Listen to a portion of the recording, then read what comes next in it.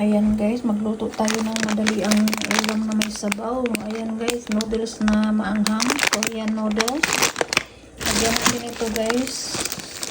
Lagyan natin ng kulay yung ating noodles. Ayan, sahugan natin guys para magkaroon naman ng ibang kulay. May sahog, ayan.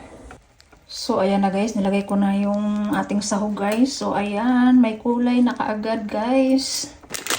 Tsaka natin ilagay ito kasi frozen na siya guys. Ayan, inuna na natin. Ayan, para may sabaw tayo sa maginang na panahon. Sa malamig na panahon guys. Sobrang lamig.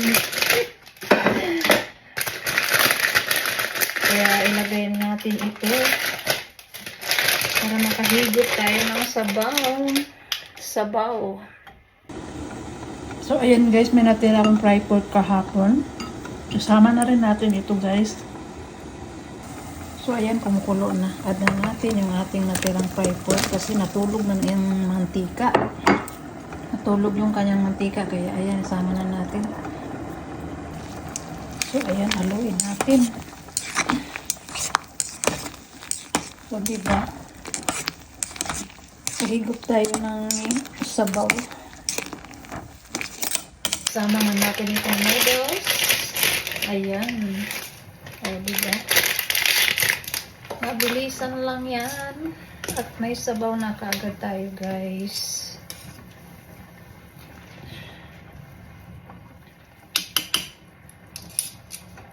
So, ayan. Isinama ko na yung matigas, guys, na alam mo yun, yung dried na gulay.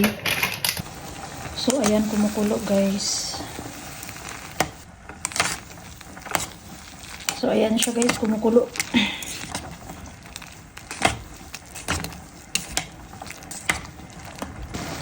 So, ayan, off na natin yung apoy para ilagay na natin itong powder.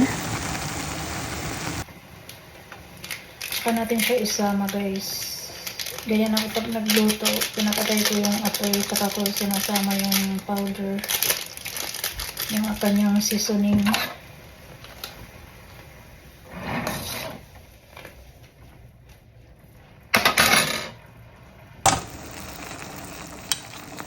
So, ayan guys, dinamihan ko talaga ng sabaw kasi spicy ito.